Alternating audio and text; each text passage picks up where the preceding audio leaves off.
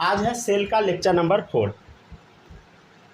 आज हम लोग पढ़ेंगे प्लाज्मा मेम्ब्रेन के बारे में डिटेल में, समझते हैं थोड़ा सा।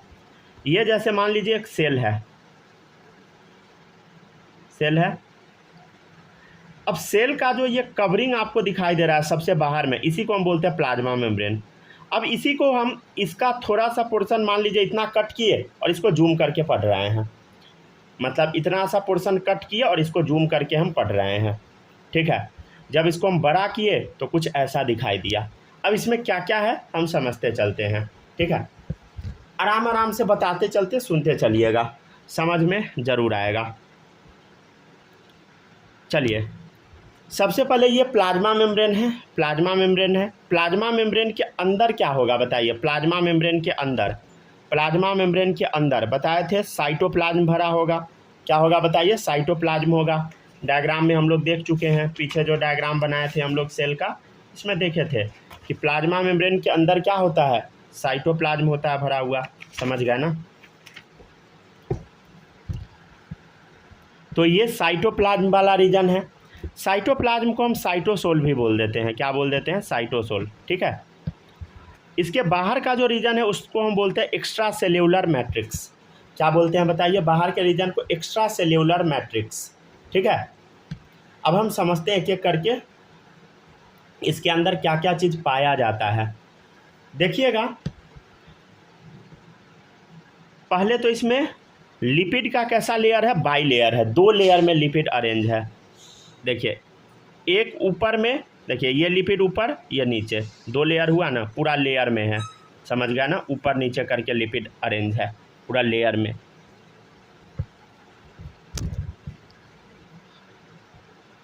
नीचे वाला जो लिपिड आप देख रहे हैं ये साइटोसोल की तरफ है, तो इसको हम बोल देते हैं साइटोसोलिक हाफ ऑफ फॉस्फोलिपिड। इसको हम क्या बोलते हैं, साइटोसोल की तरफ है तो इसको क्या बोलते हैं, साइटोसोलिक हाफ ऑफ फॉस्फोलिपिड, ठीक है। और ऊपर वाला जो आप देखते हैं, ऊपर तो साइटोसोल है नहीं, समझ गया ना। ऊपर तो एक्स्ट्रा सेल्यूलर मैट्रिक्स है, तो इसका नाम पड़ गया साइटोसोल नहीं है, तो non cytosolic half of phospholipid.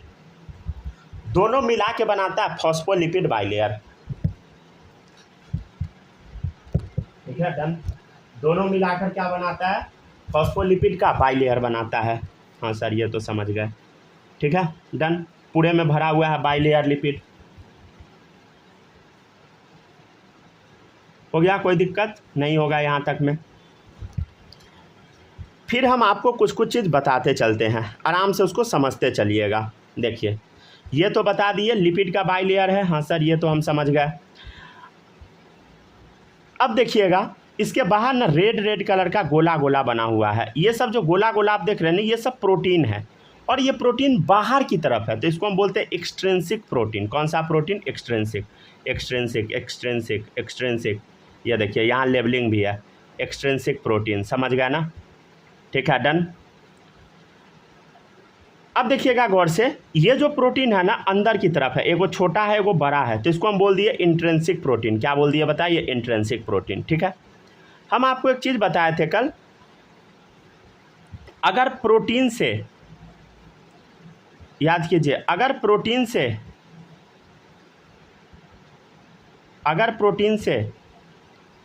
अगर कुछ भी अटैच है तो उसका नेमिंग का हम तरीका आपको बताए थे, या इवन लिपिड से भी अटैच है तो उसका नेमिंग का तरीका बताए थे, ठीक है ना। क्या बताए थे समझिएगा। देखिए, कार्बोहाइड्रेट जब पढ़ा रहे थे तो हम बताए थे कार्बोहाइड्रेट जो होता है वो ओलिगोसैकेराइड के चेन के फॉर्म में होता है। अगर वो ओलिगोसैकेराइड मतलब अब वो कार्बोहाइड्रेट अगर प्रोटीन से जुड़ा हुआ है तो ग्लाइकोप्रोटीन, लिपिड से जुड़ा है तो ग्लाइकोलिपिड, समझ गया ना।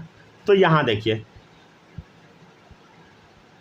ये जो आप देख रहे हैं ये किससे अटैच है, बोलो, लिपिड से अटैच है, तो इसको क्या बोल देंगे हम, ग्लाइकोलिपिड, समझ गया ना। लिपिड से अटैच है, क्या बोल दिया, ग्लाइकोलिपिड, डन। और ये देखिए प्रोटीन से अटैच है, तो इस प्रोटीन को हम क्या बोल दिए, ग्लाइकोप्रोटीन, समझ गया ना। एक्सट्रिंसिक प्रोटीन मतलब एक्सट्रिंसिक प्रोटीन या कुछ भी मान लीजिए, इंट्रिंसिक भी हो सकता है। मान लीजिए अगर इस पर क्या हो गया, बोलो, अगर इस पर कार्बोहाइड्रेट अटैच है तो क्या हम बोल देंगे, इसको ग्लाइको लगा देंगे, ग्लाइकोप्रोटीन, ग्लाइकोलिपिड, समझ गया ना। वो एक्सट्रिंसिक इंट्रिंसिक कुछ भी हो सकता है, समझ गया ना। डन। और देखिएगा, तो हम लोग समझ लिए इंट्रिंसिक प्रोटीन क्या जो अंदर है, एक्सट्रिंसिक क्या है जो बाहर है। ग्लाइकोप्रोटीन क्या होता है बता दिए, कार्बोहाइड्रेट जो किससे अटैच है बोलो, प्रोटीन से अटैच है। कार्बोहाइड्रेट जो लिपिड से अटैच है, ग्लाइकोलिपिड। यहाँ तक हो गया डन। अब समझिएगा नेक्स्ट, ठीक है ना। अब देखिएगा, ये जो प्रोटीन आपको दिखाई देता है इसको हम बोल देते हैं टनल प्रोटीन। क्या बोलते हैं बताइए, टनल प्रोटीन। टनल प्रोटीन आपको दिखाई दे रहा है, टनल प्रोटीन, ठीक है। और देखिएगा, और भी अलग अलग तरह का प्रोटीन होता है, जैसे ऐसा इस टाइप का करली टाइप का एक प्रोटीन दिख रहा है, इसको हम बोल देते हैं स्पेक्ट्रिन। ये एक्सट्रिंसिक प्रोटीन का टाइप है स्पेक्ट्रिन, समझ गया ना। Always present toward cytosolic region of plasma membrane. Plasma membrane के साइटोसोल वाला रीजन में पाया जाता है, मतलब साइटोप्लाज्म वाले रीजन की तरफ होता है। इसका काम होता है शेप मेंटेन करना। इसका काम क्या होता है बोलो, शेप मेंटेन करना, ठीक है, याद रखिएगा। समझ आया बोलो, टनल प्रोटीन क्या होता है, समझ गया ना। एक ये प्रोटीन देखिएगा, ये देखिए, ये जो प्रोटीन आप देख रहे हैं इस टाइप से बना हुआ, ये प्रोटीन है इंट्रिंसिक प्रोटीन। क्या है बताइए, इंट्रिंसिक। क्यों, क्योंकि पूरा अंदर की तरफ से आ रहा है। कोई भी चीज़ बाहर से अंदर आएगा, और क्या आएगा वो बाद में हम देखेंगे। मान लीजिए कोई भी चीज़ है जो कि बाहर से अंदर आ जाएगा इस रास्ते के थ्रू, समझ गए। और भी स्पेशल प्रोटीन होता है, जैसे देखिए ये एक प्रोटीन दिख रहा है, इसको हम बोलते हैं कैरियर प्रोटीन। ये किसी भी चीज़ को कैरी करके लाएगा। क्या करेगा बताइए, कैरी करके लाएगा, समझ गया ना, ढो के लाएगा, ठीक है। नोट्स जो आपको मिलेगा उसमें थोड़ा भी वो नहीं होगा, गड़बड़ नहीं होगा, ओवरराइट, चिंता नहीं कीजिएगा। यहाँ तक डन। अब देखिएगा, अब इसमें क्या है, स्ट्रेंथ देने के लिए ये ऐसा छोटा छोटा सा रेड सा बीच में बना हुआ है कोलेस्टेरॉल। तो देखिए यहाँ लिखा हुआ है कोलेस्टेरॉल, ठीक है, समझ गया ना, ठीक है, कोई दिक्कत नहीं है ना। अच्छा, कल हम आपको बताए थे ओलिगो। ओलिगो का मतलब क्या होता है, 2 से 10, ठीक है। तो अगर लिखा हुआ है ओलिगोसैकेराइड, ये जो आप देख रहे हैं यहाँ पे लिखा ओलिगोसैकेराइड या कार्बोहाइड्रेट, तो ओलिगोसैकेराइड क्या होता है बताए थे बोलो, ओलिगोसैकेराइड बताए थे ना। जब क्या होगा देखिए इधर, ओलिगोसैकेराइड मतलब 2 से 10 शुगर मॉलिक्यूल है, तो ओलिगोसैकेराइड। तो ओलिगोसैकेराइड क्या बोलो, कार्बोहाइड्रेट है, समझ गया ना, याद रखिएगा। कोई भी चीज़ कैसे आएगा, ये देखो रास्ता बना हुआ, उसके थ्रू आराम से अंदर आ जाएगा, समझ गया ना, ठीक है ना। कोई दिक्कत बोलो नहीं है ना, याद रखिएगा। चलिए एक बार पढ़िए तो।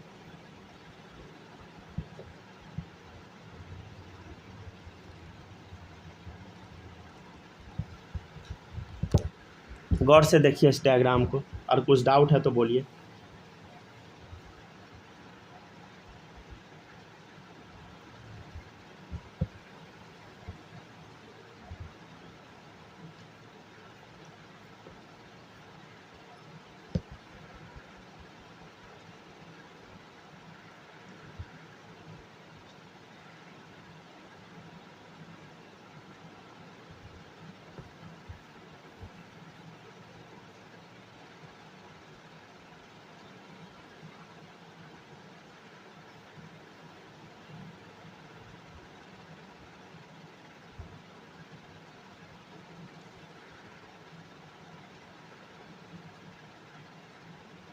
ठीक है, पढ़िए, एक एक वर्ड पढ़िए।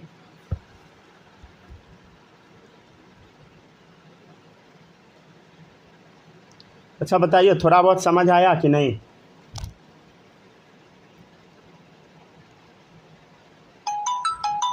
एक सेकेंड,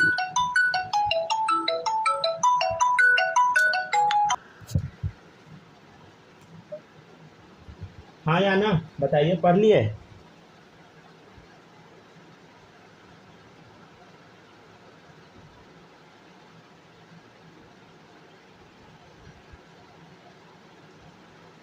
बताइए, कोई डाउट नहीं है। चलिए अब आगे बढ़ते हैं, ठीक है ना। डाउट होगा बताइएगा, ठीक है ना। ये जो स्ट्रक्चर अभी बना हुआ है इसके बारे में पूरा डिटेल में हम लोग आगे पढ़ेंगे, ठीक है ना। अभी घबराने का ज़रूरत नहीं है कि सर याद कैसे होगा, भाई पूरा चैप्टर पढ़ा हुआ है समझने के लिए, ठीक है ना, सब बताया जाएगा।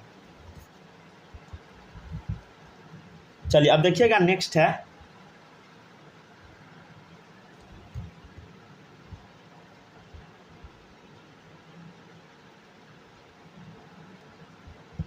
चलिए अब आगे बढ़ते हैं।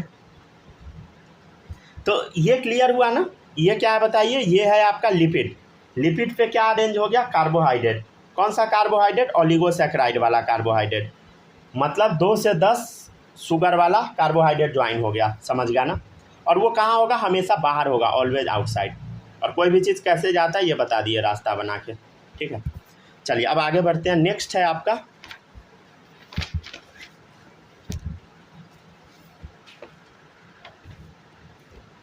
प्लाज्मा मेम्ब्रेन जो होता है असिमेट्रिक स्ट्रक्चर होता है। असिमेट्रिक क्यों है बताइए, क्या ये देखने से सिमेट्रिक लग रहा है, क्या सिमेट्री वाला लग रहा है, इक्वली आप डिवाइड कर सकते हैं, कैसे भी नहीं कर सकते हैं। क्या ये सिमेट्रिक है, नहीं। देखिए इधर यहाँ पे मान लीजिए सिमेट्रिक आपको लगे, देखिए ऊपर में है नीचे में नहीं है, नीचे है ऊपर में नहीं, तो सिमेट्रिक कैसे हुआ। तो asymmetric structure due to spectrin protein and carbohydrate. देखिए ये तो कारण है ही, प्रोटीन तो है ही, प्रोटीन भी है, लेकिन उससे भी ज़्यादा अगर कुछ है तो वो क्या है, प्रोटीन सब आके गड़बड़ करेगा। स्पेक्ट्रिन प्रोटीन अंदर रहेगा, कार्बोहाइड्रेट कहाँ है, देखो इधर कार्बोहाइड्रेट जो आप देख रहे हैं अभी, ये कहाँ है, बाहर है, ऑलवेज आउटसाइड। ओलिगोसैकेराइड जो कार्बोहाइड्रेट है हमेशा बाहर रहेगा, और स्पेक्ट्रिन प्रोटीन अंदर ही रहेगा, समझे। अंदर मतलब साइटोप्लाज्म में, ये रहेगा बाहर। तो ऑब्वियसली पॉसिबल ही नहीं है कि वो सिमेट्रिक हो सके। तो this is asymmetric structure due to spectrin protein and carbohydrate. Even protein भी मान लीजिए, समझ गए, प्रोटीन भी पूरा सिमेट्रिकल नहीं रहेगा। लेकिन प्रोटीन एक जनरल टर्म हो गया, उससे अच्छा आप ये यूज कीजिएगा तो स्टैंडर्ड लग रहा है देखने में। और समझिए next, the quasi fluid nature of lipid. Quasi fluid मतलब सेमी फ्लूइड, ठीक है। लिपिड का नेचर कैसा होता है, semi fluid. Nature of lipid enable the lateral movement of protein with in the overall bilayer. देखिए ये जो प्रोटीन है ना, प्रोटीन ये ना इधर उधर हिलते रहता है, ये जो लिपिड का बाइलेयर है इसमें हिलते रहता है, समझ गया। The quasi fluid nature of lipid enable the lateral movement of protein with in the overall bilayer. तो ये बाइलेयर में क्या होता है बताइए, लैटरल मूवमेंट करता है, मतलब जो प्रोटीन है इधर जाता है इधर जाता है, ठीक है। अब देखिएगा, the ability to move within the overall bilayer is measure as fluidity. अब ये कितना हिल पा रहा है वही उसका फ्लूइडिटी बताता है। Ability to move within the overall bilayer known as fluidity, समझ गया ना, उसी को फ्लूइडिटी हम बोलते हैं। लैटरल मूवमेंट मतलब कितना हो पा रहा है वही उसका फ्लूइडिटी बताएगा। अब एक और टर्म आता है फ्लिप फ्लॉप मूवमेंट, मतलब अगर ऊपर वाला नीचे चले जाए, नीचे वाला ऊपर चला जाए, ऊपर वाला लिपिड नीचे आ जाए, नीचे वाला ऊपर चला जाए, तो इसी को बोलते हैं फ्लिप फ्लॉप। तो फ्लिप फ्लॉप मूवमेंट क्या होता है बताइए, this movement is shown rarely by phospholipid. ऐसा जो मूवमेंट है ना, फॉस्फोलिपिड बहुत कम ही शो करता है। Protein never show flip flop movement. Protein कभी भी नीचे वाला ऊपर नहीं जाएगा, ऊपर वाला नीचे नहीं आएगा। लिपिड कभी कभी कर सकता है लेकिन रेयरली करेगा, ठीक है ना। तो यहाँ पे फ्लिप फ्लॉप मूवमेंट क्या बताइए, रेयरली है, ठीक है।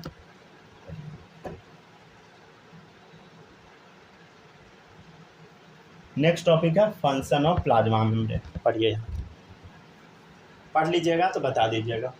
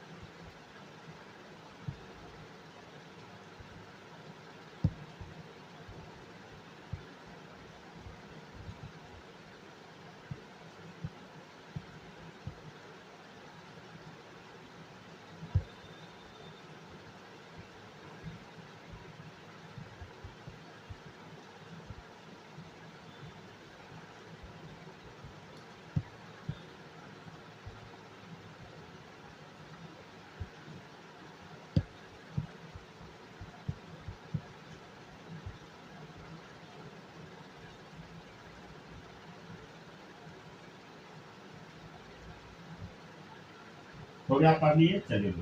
अब देखिएगा नेक्स्ट है आपका, नेक्स्ट टॉपिक है, समझते हैं हम लोग, ठीक है ना। आराम से देखते चलते हैं, जो डाउट आएगा सब क्लियर होते जाएगा, समझ गए ना। चिंता करने की कोई आवश्यकता नहीं, धीरे धीरे सब सीख जाइएगा, ठीक है ना।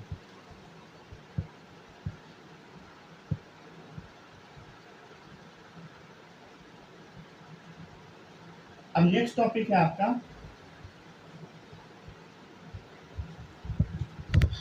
प्लाज्मा मेम्ब्रेन का काम, फंक्शन क्या है समझते हैं हम लोग। नोट्स बना लीजिएगा, समझ गए ना, नोट्स जरूर बना लीजिएगा, नोट्स छोड़ना नहीं है। देखिएगा नेक्स्ट है फंक्शन ऑफ प्लाज्मा मेम्ब्रेन, ठीक है। तो fluidic nature of membrane enable the cell to perform function like. देखिए प्लाज्मा मेम्ब्रेन का नेचर कैसा, फ्लूइड जैसा। तो प्लाज्मा मेम्ब्रेन का जो नेचर फ्लूइड जैसा है, इसके वजह से क्या क्या हो सकता है, सेल ग्रोथ हो सकता है। देखिएगा इधर सेल छोटा बड़ा हो जाएगा, क्यों, क्योंकि वो फ्लूइड नेचर है, समझ गया ना, ठीक है। सेल को डिवाइड करवाने में मदद करेगा, सेल है छोटा, छोटा से बड़ा होगा, यहाँ पे एगो बीच में गड्ढा बनेगा, 2 पार्ट में टूट जाएगा, डिप बनेगा, डिप मतलब फरो, फरो मतलब गड्ढा बनना, FURROW फरो, ठीक है। सेल के अंदर से कोई भी चीज़ बाहर निकालना होगा, जैसे ये मान लीजिए सेल है, ये गोल्जी बॉडी है, इससे कोई भी चीज़ सिक्रीशन करना है तो तोड़ के मेम्ब्रेन पे चिपकाएगा, बाहर निकाल देगा सिक्रीशन हो। कोई भी चीज़ खाना है, इंडोऑस्मोसिस करना है, या आप बोल दी इंडोऑस्मोसिस छोड़िए, बोलिए इंडोसाइटोसिस, साइटोप्लाज्म के अंदर कोई भी चीज़ लेना है, इनगल्फ करना है, तो उसी को इंडोसाइटोसिस बोल दिए, ठीक है। फॉर्मेशन ऑफ इंटरसेल्यूलर जंक्शन, एक सेल ये है, दूसरा सेल ये है, उसके बीच में अगर कोई जंक्शन बनाना है, जिसको हम बोलते हैं इंटरसेल्यूलर जंक्शन, मतलब बिटवीन सेल जंक्शन बनाना है, तो बना दीजिए, ठीक है।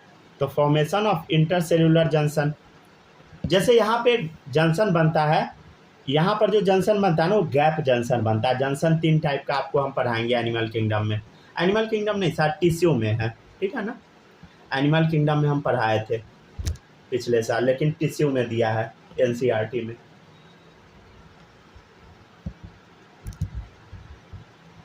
ठीक है। तो गैप जंक्शन है, टाइट जंक्शन भी होता है, ठीक है ना, और भी तरह तरह का जंक्शन होता है, समझ गया ना, ठीक है। वो सब आपको पढ़ना नहीं है डिटेल में। चलिए देखिए फंक्शन, जल्दी जल्दी पढ़िए। अब हम देखेंगे transport of molecule across membrane. अब प्लाज्मा मेम्ब्रेन से मॉलिक्यूल का ट्रांसपोर्ट कैसे कैसे होता है वो अब हम लोग समझेंगे।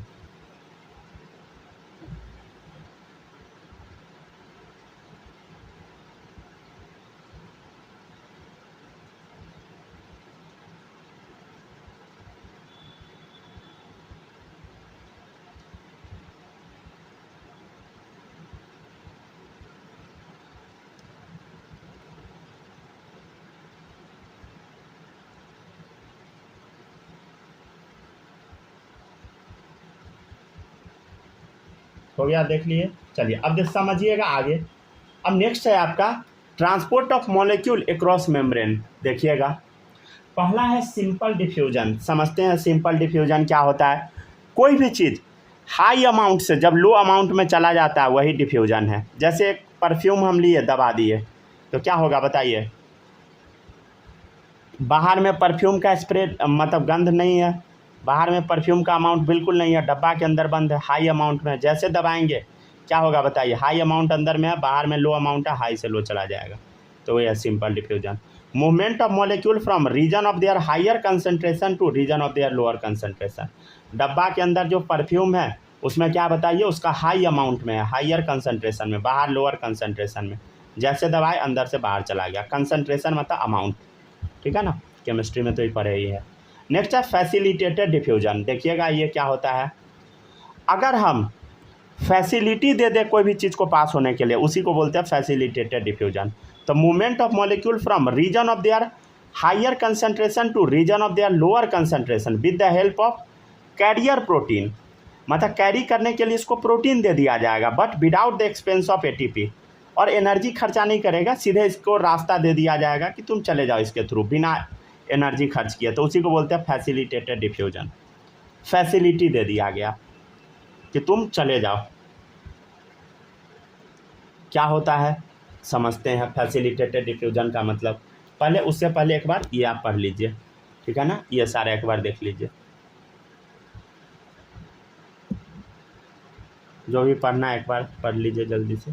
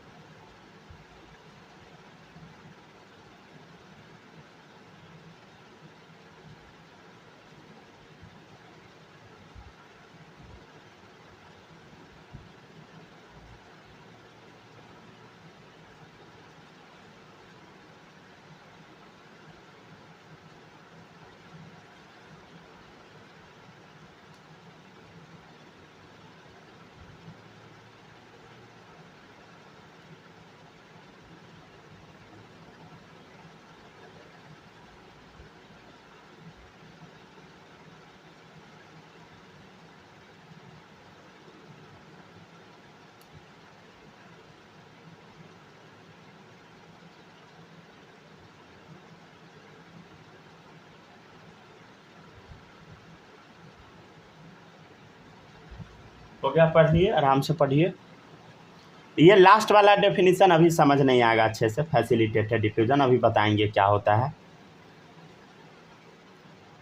उससे पहले का पूरा देख लीजिए, सिंपल डिफ्यूजन तक का।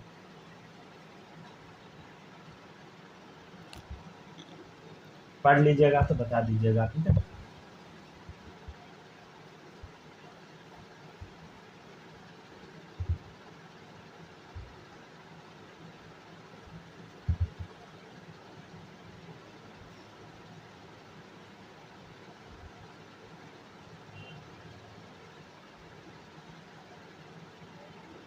हो गया, पढ़ लिए।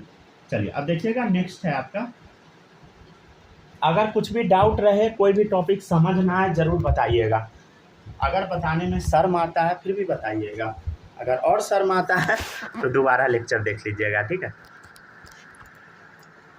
ज़्यादा लेंदी नहीं होने देंगे, समझ गया ना।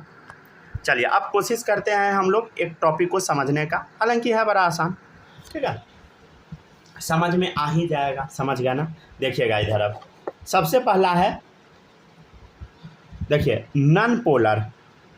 नन पोलर का मतलब होता है जिसके पास कोई चार्ज ऊर्ज ना हो, जो ज़्यादा झमेला वगैरह नहीं करता हो, ठीक है, तो नन पोलर। या मान लेते हैं न्यूट्रल सॉल्यूट है, जैसे CO2 O2, ये सब क्या न्यूट्रल है, नन पोलर है। पानी जो होता है उठा पटक मचाता है, समझ गया ना, ठीक है ना, वो H+OH- में टूट जाता है पानी, समझ गया ना। पानी क्या होता है, H+OH- में टूट जाता है, और भी बहुत कांड वो करता है, समझ गया ना। फिर H+H2O से मिलकर H3O+ बना देता है, हाइड्रोनियम आयन, तो बहुत उत्पात मचाता है, समझ गया ना। लेकिन ये ऐसा नहीं है, समझ गया ना, ये आराम से एकदम सिंपल टाइप वाला नन पोलर, कोई भी इसके पास लफड़ा नहीं है, कोई चार्ज वगैरह नहीं है, समझ गया ना। मान लेते हैं इसका अमाउंट इधर ज़्यादा हाई अमाउंट में, हाई कंसंट्रेशन में है, ये प्लाज्मा मेम्ब्रेन है, बाइलेयर, हाई कंसंट्रेशन से लो में चला जाएगा सीधे, सिंपल डिफ्यूजन। जैसे CO2 O2 हो गया, क्या होगा बताइए, हाई कंसंट्रेशन से लो कंसंट्रेशन में चला जाएगा, इसी को हम बोलेंगे सिंपल डिफ्यूजन। अगर देखिएगा, अगर यहाँ पे हाई कंसंट्रेशन, इधर लो कंसंट्रेशन है, अगर जाने के लिए एक प्रोटीन दे दिया गया, कैरी करने के लिए एक प्रोटीन दे दिया गया, जिसको हम बोल दिए कैरियर प्रोटीन, मतलब इसको फैसिलिटी दे दिया गया, तो इसको हम बोलेंगे फैसिलिटेटेड डिफ्यूजन। और ये मेनली चार्ज मॉलिक्यूल का होता है, ये पोलर सॉल्यूट का होता है, समझ गए ना। पोलर सॉल्यूट कैसा है बताइए, चार्ज वाले मॉलिक्यूल के लिए, ठीक है।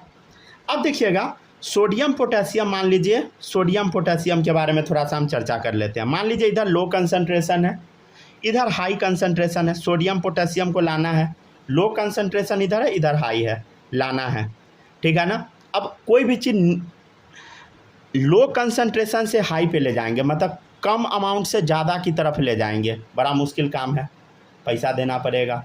तो यहाँ पे लो से जब हाई में जाता है सोडियम पोटेशियम, तो ATP खर्च होता है, मतलब जो एनर्जी है वो खर्च होता है। अब ATP खर्च होकर दो चीज़ में टूटता है, ADP प्लस IP में। ADP क्या होता है, एडिनोसिन डाइफॉस्फेट। ATP तो जानते ही, एडिनोसिन ट्राइफॉस्फेट, 3 फॉस्फेट है इसके पास, समझ गया ना। तो ADP बना, ADP मतलब एडिनोसिन डाइफॉस्फेट, 2 फॉस्फेट, और IP मतलब इनऑर्गेनिक फॉस्फेट। देखिए इधर 2 फॉस्फेट, इधर 1 फॉस्फेट, दोनों मिलकर 3 फॉस्फेट बना, तो वही ATP ट्राइफॉस्फेट है, एडिनोसिन ट्राइफॉस्फेट। IP मतलब इनऑर्गेनिक फॉस्फेट, समझ गया ना। अब इसको भी ले जाने के लिए कैरियर प्रोटीन था। अब इस कैरियर प्रोटीन का नाम होता है पंप प्रोटीन। क्या नाम होता है बोलो, पंप प्रोटीन, ठीक है। अब समझिए, अब पूरा समझ आ गया होगा। तो ये जो अभी आप देखें, तो ये एक्टिव ट्रांसपोर्ट है। एक्टिव मतलब क्या है बोलो, एनर्जी खर्च करना पड़ा, वो सब कैसा था, पैसिव था, कोई एनर्जी का खर्चा नहीं है। तो सोडियम पोटेशियम पंप जो आप देख रहे हैं, ये वाला, ये क्या है, एनर्जी खर्च करवाएगा। तो movement of molecule from region of low amount, concentration मतलब amount, low amount to higher amount with the help of pump protein and expense of energy, expense of ATP, समझ गया ना। चलिए पढ़ लीजिए एक बार जल्दी से, पूरा ला दे एक ही बार में क्या स्क्रीन पर।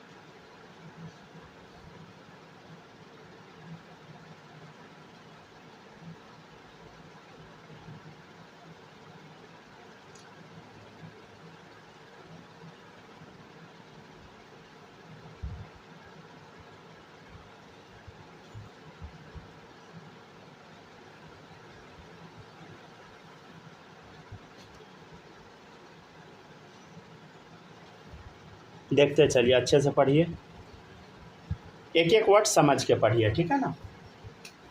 अगर भूल जाते हैं फिर से रिपीट कर लीजिए।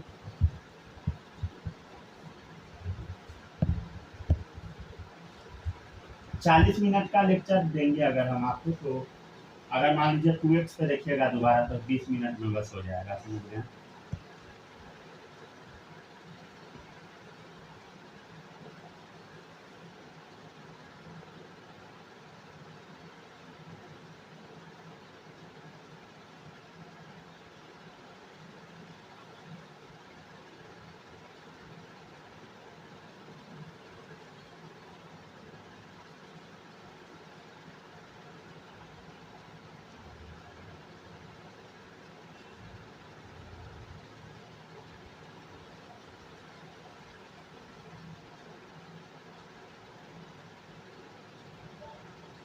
हो गया, देख लिए। चलिए अब देखिएगा, नेक्स्ट है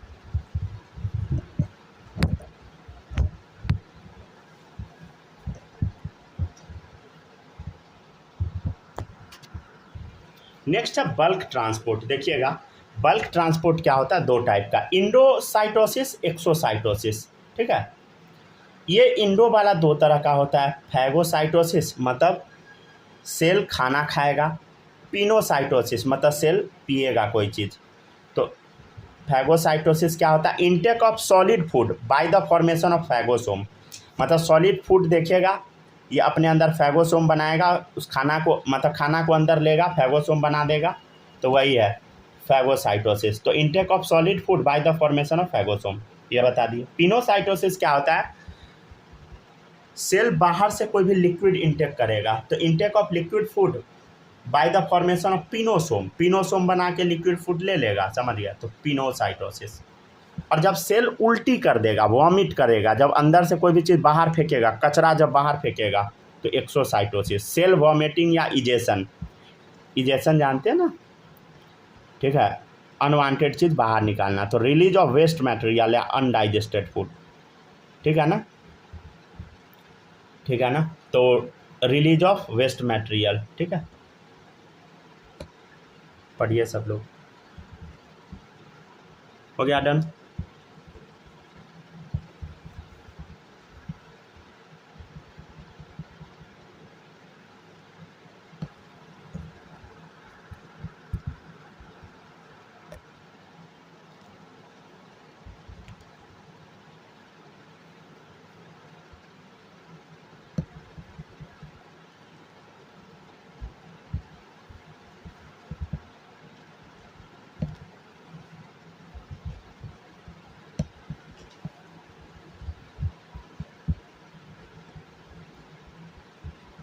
हो गया, देख लिए। तो क्या है बताइए, एक्सोसाइटोसिस सेल वॉमिटिंग या egestion, release of waste material या अनडाइजेस्टेड फूड, बाहर निकाल देना जो भी कचरा है, वही है एक्सोसाइटोसिस या इजेशन, ठीक है ना, सेल का इजेशन। चलिए यहाँ तक पढ़ लीजिए जल्दी से।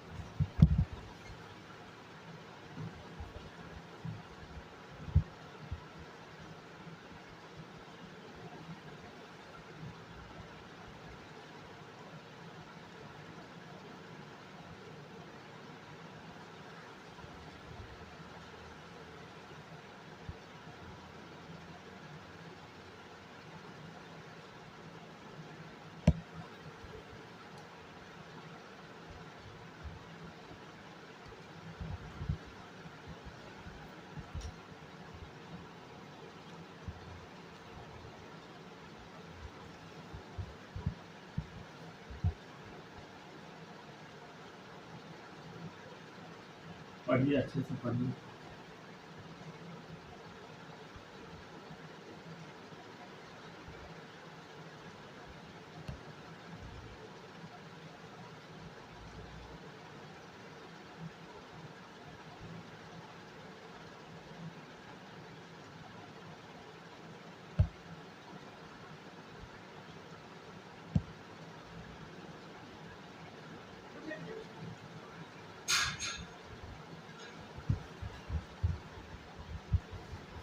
चलो देखिएगा,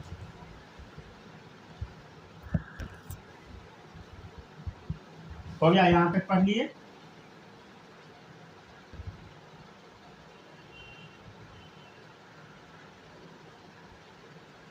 थंब का इंप्रेशन भेज दीजिए अगर पढ़ ली तो।